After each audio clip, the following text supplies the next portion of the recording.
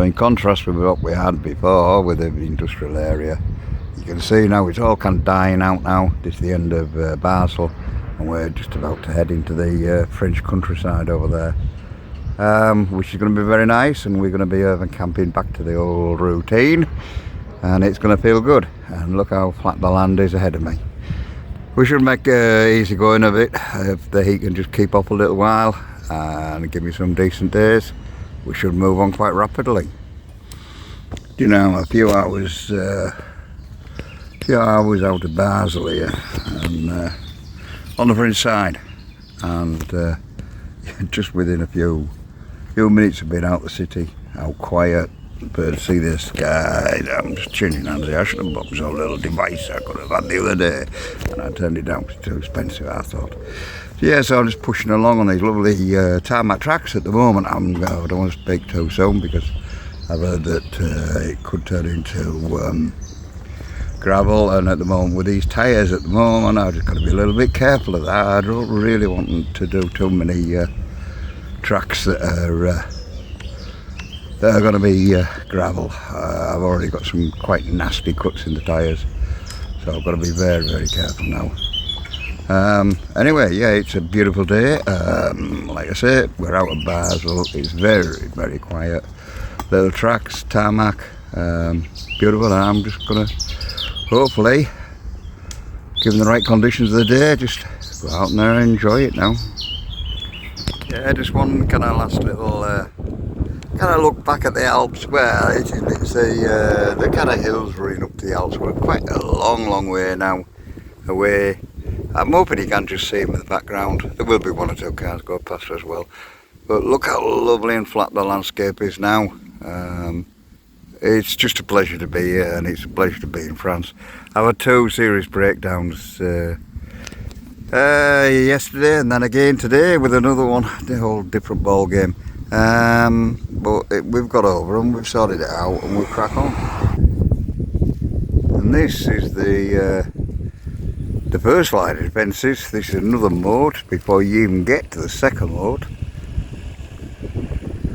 So you've got to get over the top of that lot, then over this second lot, and then there's the moat around the city itself. Must have been quite a phenomenal defended place in its day. I'd love to have the time to get a bit of history for you, but unfortunately we've got to move on. Just one of the just countless pillboxes, both in Germany and in France. They're everywhere, littered in the countryside. Just, you know, you never expect them. They just turn up out of nowhere, and they never seem to be doing, I don't know, anything strategic. But anyway, I don't know. We'll find out later. Well, everybody, try and keep your fingers out of the way. I'm just on my phone. Yeah, I just want to give you a little view of this canal while I'm sat near the bridge, sheltered from the rain.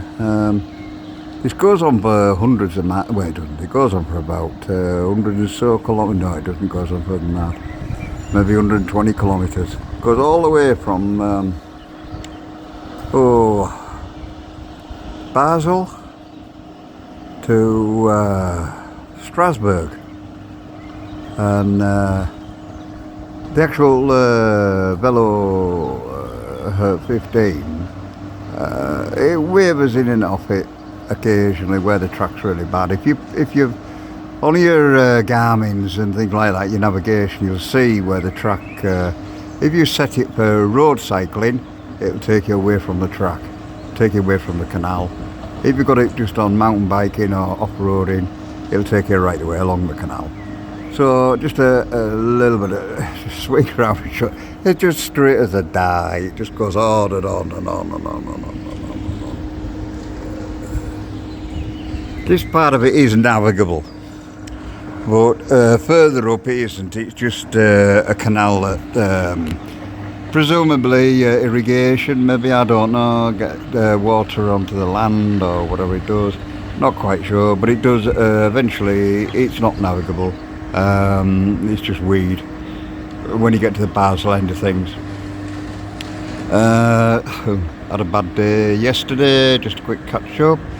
Rained all day, never got out of the tent, it was that heavy. Never got out of the tent. And can you imagine being in a small ionosphere little tent like that for a whole day? It was an absolute nightmare. So uncomfortable. Rolling over and over and over all day long. Anyway, that's enough of that. We're on the go, we're on the move, we're on our way to Strasboug. Now on my travels here, I've come across this lovely little walled town. This is like the central part of it, big square in the centre part of it, and it's all kind of built around little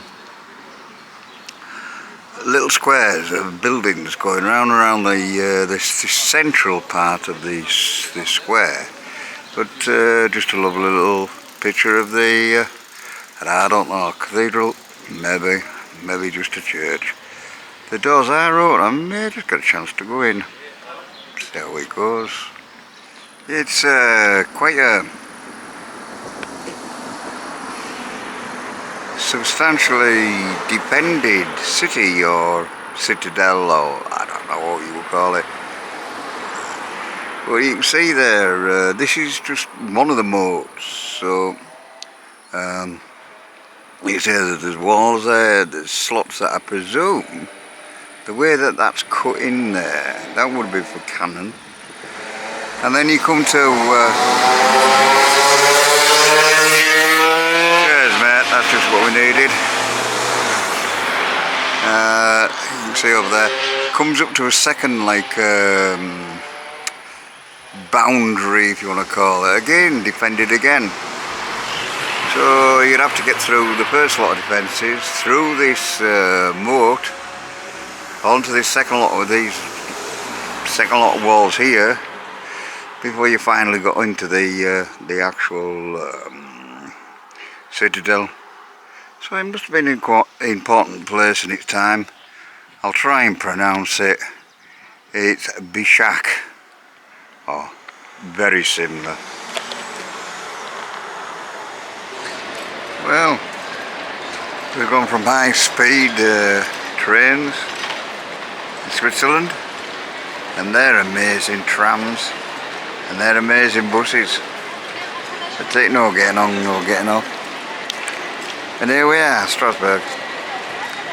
And these are the trams running through all the city centre. I'll swing round, we've got another one coming in here. Look at them, absolutely marvellous. And when they pull up, doors open, wheelchairs go straight on, same level, same everything. Everything works like clockwork. Quite amazing, isn't it? Well, I think Mr. Steiner, I think when you do get into power, I think you've got an awful lot of work to catch up on, don't you? With our trains that don't run on time, if they ever run at all. It's filthy little trains that have ramps to get on and ramps to get off, and ring at the station ahead of you, and all the rest of the things that we have to put up with in England. That's different here, isn't it? Seems we are the poor man of Europe. Yeah, you can see actually perfect level of the trams, footpath, everything. Sorry about the waste bins, like, but there we go. But look how clean and tidy they all are. Amazing. We are in Strasboug, and I'll try and give you a brief rundown. The main city centre is, it has this almost like a river running around it on both sides, creating this kind of a moat effect. Not that it's defending anything really as such. When you get into Strasboug itself, it's the actual internal part of the wall, no, the city itself, the old part, you want to call it that. It's all very much like Paris, really, very Parisian in a lot of ways. all built on squares and crescents, and we'll take you around a little bit of it this afternoon. I can't spend that much time doing it, but yeah, we'll go and see the cathedral maybe. There's many things you can. I wish I had the time to do this, but really I've just got to crack on with what I'm doing. The source to see, and yeah, we'll go back to we'll do a little bit of sightseeing this afternoon. Here we are, these amazing trams again. Their buses are just impressive. I'll try and get some pictures of them, but what a fantastic setup they've got here. They're literally, the trams are you get straight off at with your wheelchair, no bother at all at street level, and again, nice little shot in the background of Strasboug. Yeah, just a typical little view really of the square and squares. I guess there's a little market going on around me. A few artists there selling their works, and yeah, this is I guess pretty typical of the actual squares.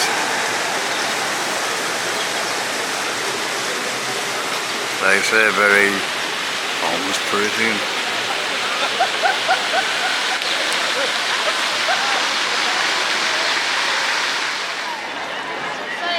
Yeah, I just thought this was a lovely little thing. Another little square, just all built around little squares.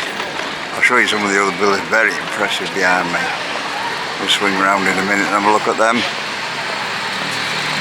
But yeah, just a typical little view, I guess. Yeah, we have lovely, I love the buildings so fantastic. And then let's just look down the street and just look at this. This is absolutely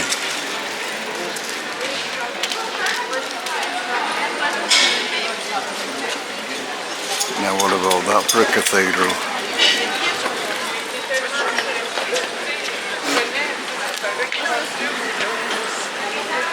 Well, look at the street view. If you want to spend some serious money, there's all your designer shops. You just spend when you're here. We'll go and have a look at this cathedral. Well, I don't know where to start with this one. This is just so nice. It is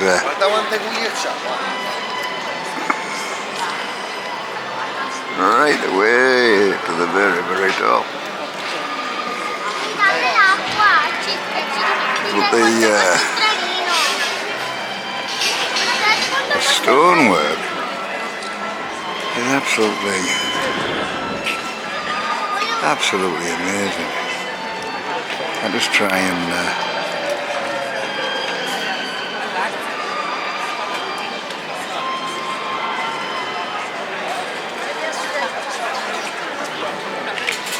nice. A piece of artwork, that isn't it? Every little detail, every little piece of stonework, absolutely amazing.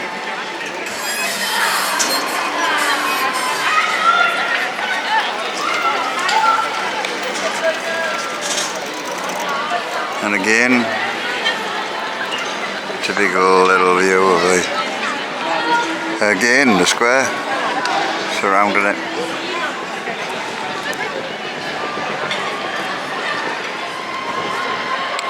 Yeah, Strasboug.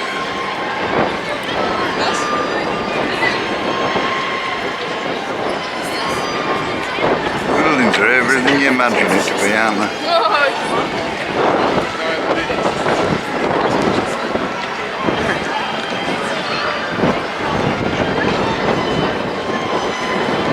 Wait a minute. If only there was more time. The as a disabled person, I just want to show you these buses. They're absolutely amazing. These French buses, they have a platform that comes out about halfway along. I'll try, it's going to go past me. I'm not in the best position to do this, but if you look at the side of the bus, you'll see they're obviously changing drivers, or he's got out to have a chat with somebody. No, he's got out to have a chat with somebody. Or a buy or about. But look at these buses, they're absolutely amazing. Yeah, hydraulic ramp comes out at the side of them. Most of them are electric, but this one I believe is a diesel or whatever it happens to be. But let's just see when he goes past if we can get some idea of yeah. I'm trying to get an idea of the steps now will come out. That's the disabled section. Absolutely marvellous bushes. Aye. Well, let's have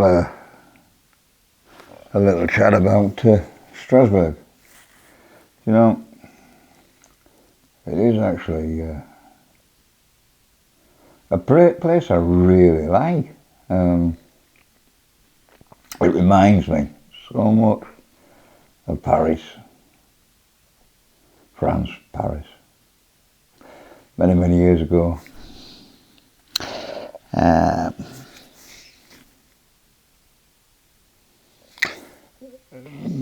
The architecture, the way the city's laid out, everything about it is just so Parisian, even though it's many, many miles away. Also, the girls, they talk with that gorgeous accent that just sends tingles down your spine. It reminds me, well, put it this way, if you were the sort of person who you want to take a woman on a romantic little weekend away, I reckon Strasboug will just about do it for you. It's got its scenery, it's got its canals, it's almost as good as I remember it. A late night cruise down the Seine, or a romantic meal in the middle of Paris, talking, drinking wine with a woman. Funny enough, that's one of the things people have said to me, "Do you get lonely?" No. Neither, no. But you know, the one thing I really miss is going out for a meal with a woman and just talking. Of course, I can't drink any longer, so that little part won't come into it, I guess.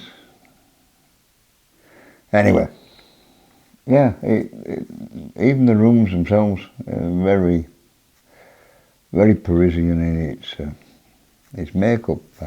I'm actually in an attic room, believe it or not. Great big high ceilings, caravan spot. Apparently this one has got a bit of history to it, this particular hotel I'm in. You can tell it's very old when you look at it from the outside. But a lot of them are in Paris. Paris? No. Okay. So, anyway. Yeah, if you were the sort of person who wants a romantic weekend away with your girlfriend or whatever, then I'd recommend Strasbourg. It's a really nice place. It brings back a lot of memories for me. pastimes, and yeah, very nice, very scenic. Strasbourg.